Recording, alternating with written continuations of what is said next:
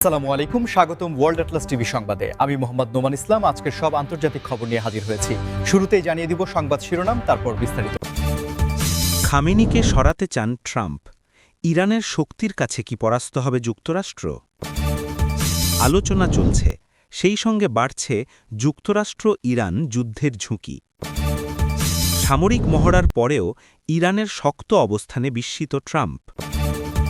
Iran যুক্তরাষ্ট্র উত্তেজনা চরমে, হামলা চালাতে প্রস্তুত ট্রাম্প। রেডলাইন নাকি রাজনৈতিক ফাঁদ? ইরানে হামলা নিয়ে দোলাচলে ট্রাম্প।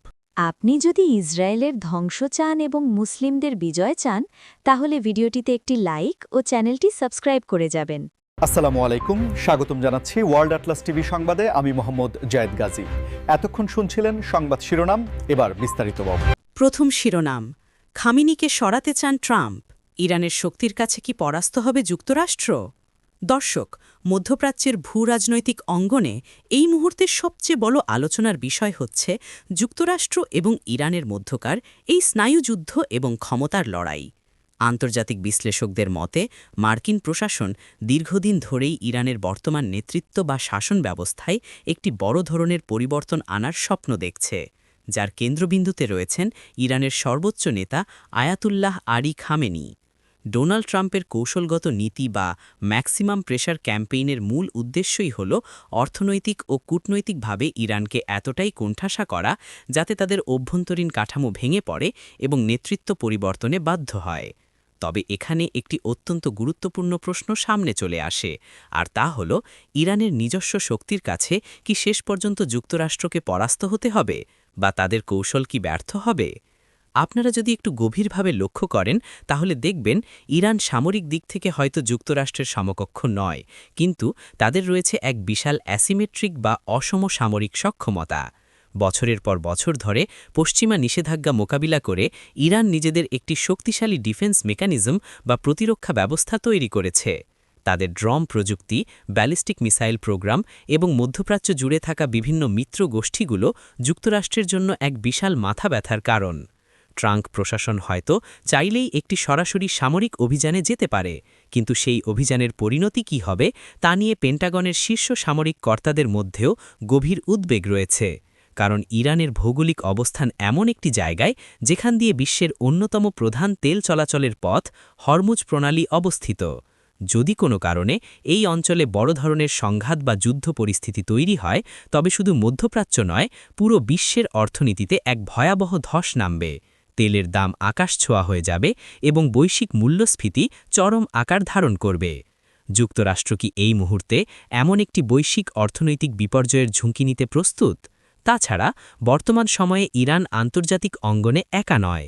রাশিয়া এবং চীনের মতো পরাশক্তিগুলোর সাথে তাদের কৌশলগত ও বাণিজ্যিক সম্পর্ক আগের যে কোনো সময়ের চেয়ে অনেক বেশি মজবুত হয়েছে। দ্বিতীয় শিরোনাম, আলোচনা চলছে, সেই সঙ্গে বাড়ছে যুক্তরাষ্ট্র ইরান যুদ্ধের ঝুঁকি। দর্শক, আন্তর্জাতিক কূটনীতির এটি একটি অত্যন্ত অদ্ভুত এবং জটিল দিক, যেখানে দুই বৈরী রাষ্ট্র একদিকে যেমন আলোচনার টেবিলে বসার চেষ্টা করছে, ঠিক তেমনি অন্যদিকে সামরিক উত্তেজনা এবং যুদ্ধের প্রস্তুতিও সমান তালে বাড়িয়ে চলেছে। বর্তমানে যুক্তরাষ্ট্র এবং ইরানের মধ্যে ঠিক এই দৃশ্যপটই দেখা যাচ্ছে। বিভিন্ন আন্তর্জাতিক গণমাধ্যমের খবর অনুযায়ী ওমান, কাতার বা সুইজারল্যান্ডের মতো তৃতীয় কোনো দেশের মধ্যস্থতায় ওয়াশিংটন এবং তেহরানের মধ্যে এক ধরনের ব্যাক চ্যানেল বা গোপন আলোচনা চলছে। এই আলোচনার মূল লক্ষ্য হল মধ্যপ্রাচ্যে চলমান উত্তেজনা প্রশমিত করা, পারমাণবিক কর্মসূচি নিয়ে একটি নতুন সমঝোতায় আসা এবং একে অপরের ওপর থেকে চাপ কিছুটা হলেও কমিয়ে আনা। কিন্তু অবাক করার মতো বিষয় হল, এই কূটনৈতিক তৎপরতার পাশাপাশি পারস্য উপসাগর এবং এর আশেপাশের অঞ্চলগুলোতে সামরিক মহড়া, যুদ্ধজাহাজ মোতায়েন এবং একে অপরের দিকে লক্ষ্য করে কড়া হুঁশিয়ারি দেওয়ার মাত্রাও জ্যামিতিক হারে বৃদ্ধি পেয়েছে। এখন প্রশ্ন হল, কেন এমনটা হচ্ছে?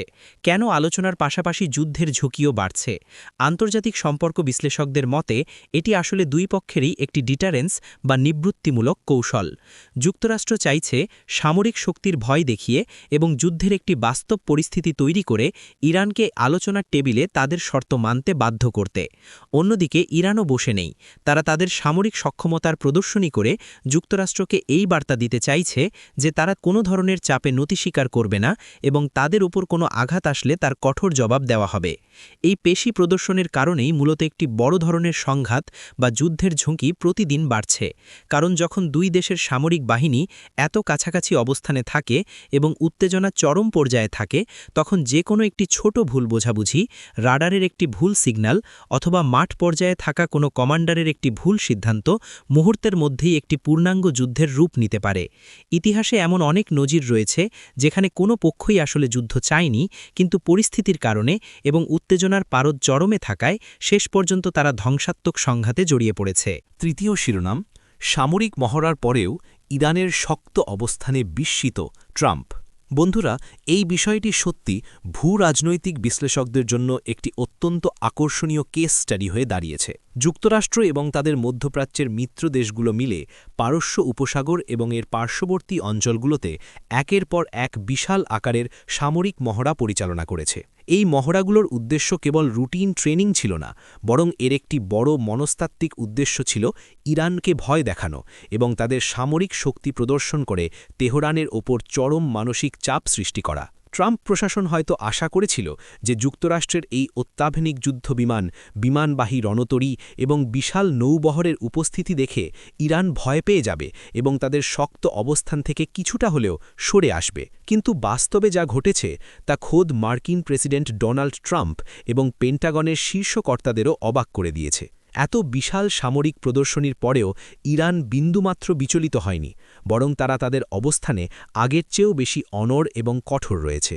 ইরান শুধু যুক্তরাষ্ট্রের মহড়া দেখেই চুপ করে থাকেনি, তারা এর পাল্টা জবাব হিসাবে নিজেদের অত্যাধুনিক ব্যালিস্টিক মিসাইলের পরীক্ষা চালিয়েছে, মাটির নিচের গোপন ড্রোন ও মিসাইল ঘাঁটির ভিডিও প্রকাশ করেছে এবং তাদের নৌবাহিনীকে উপসাগরে আরও বেশি সক্রিয় করেছে। তেহরানের এই কৌশলগত ধৈর্য এবং প্রতিরোধ নীতি ওয়াশিংটনের হিসাব নিকাশ পাল্টে দিয়েছে।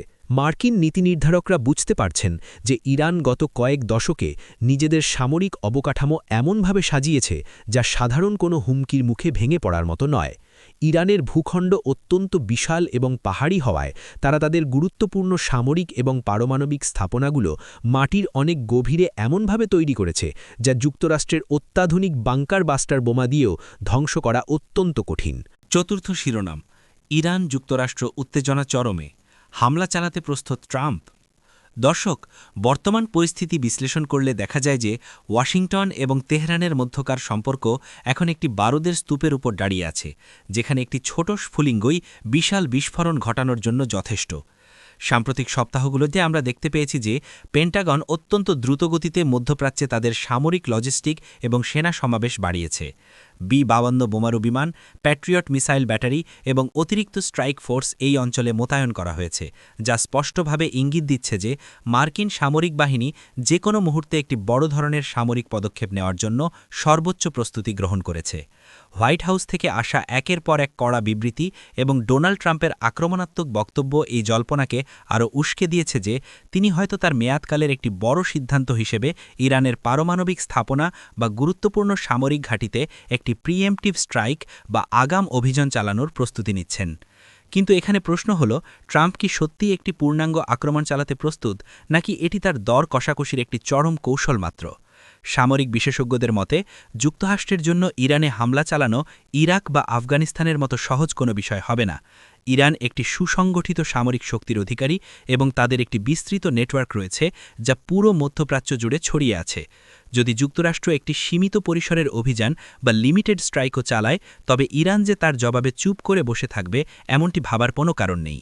তেহরান হয়তো সরাসরি যুক্তরাষ্ট্রের মূল ভূখণ্ডে আক্রমণ করতে পারবে না, কিন্তু তারা মধ্যপ্রাচ্যে অবস্থিত মার্কিন সামরিক ঘাঁটিগুলো, তাদের মিত্র দেশগুলোর তেল শোধনাগার এবং হরমুজ প্রণালীতে চলাচলকারী আন্তর্জাতিক বাণিজ্যিক জাহাজগুলোর উপর ভয়াবহ পাল্টা আঘাত হানতে পারে। পঞ্চম এবং শেষ শিরোনাম, রেড লাইন নাকি রাজনৈতিক ফাঁদ, ইরানে হামলা নিয়ে দোলাচলে ট্রাম্প। দর্শক, আন্তর্জাতিক কূটনীতি এবং ভূ রাজনীতিতে রেড লাইন বা চূড়ান্ত সীমারেখা একটি অত্যন্ত পরিচিত শব্দ। যখন কোনো দেশ অপর কোনো দেশকে এই রেড লাইন বেঁধে দেয়, তখন এর অর্থ হল যদি এই সীমা অতিক্রম করা হয় তবে তার অবশ্যম্ভাবী পরিণতি হবে সামরিক বা কঠোর শাস্তিমূলক ব্যবস্থা। যুক্তরাষ্ট্রের পক্ষ থেকে বারবার দাবি করা হচ্ছে যে ইরান তাদের বেঁধে দেওয়া বিভিন্ন রেড লাইন অতিক্রম করছে, তা সেটা ইউরেনিয়াম সমৃদ্ধকরণের মাত্রাই হোক অথবা এই অঞ্চলে তাদের প্রভাব বিস্তার করাই হোক। কিন্তু এই রেড লাইনের যুক্তিতে ইরানে একটি সামরিক অভিযান চালানো ডোনাল্ড ট্রাম্পের জন্য কি একটি সঠিক সিদ্ধান্ত হবে, নাকি এটি তার জন্য একটি সুপরিকল্পিত রাজনৈতিক ফাঁদ হিসেবে কাজ করবে, তা নিয়ে খোদ মার্কিন ক্যাপিটাল হিল এবং রাজনৈতিক মহলে চলছে তীব্র বিতর্ক ও দোলাচল। ট্রাম্প মূলত এমন একজন প্রেসিডেন্ট যিনি ক্ষমতায় আসার আগে মার্কিন জনগণকে প্রতিশ্রুতি দিয়েছিলেন যে তিনি মধ্যপ্রাচ্যের এই অন্তহীন যুদ্ধ বা এন্ডলেস ওয়ার থেকে যুক্তরাষ্ট্রকে বের করে আনবেন এবং দেশের অভ্যন্তরীণ অর্থনীতি ও সীমানা সুরক্ষায় বেশি মনোযোগ দেবেন। এখন তিনি যদি তার মেয়াদের এই পর্যায়ে এসে ইরানের মতো একটি শক্তিশালী দেশের সাথে নতুন করে একটি বড় যুদ্ধে জড়িয়ে পড়েন, তবে সেটি তার নিজের দেওয়া প্রতিশ্রুতির সরাসরি লঙ্ঘন হবে। আর ঠিক এই জায়গাতেই রাজনৈতিক ফাঁদের বিষয়টি সামনে আসে।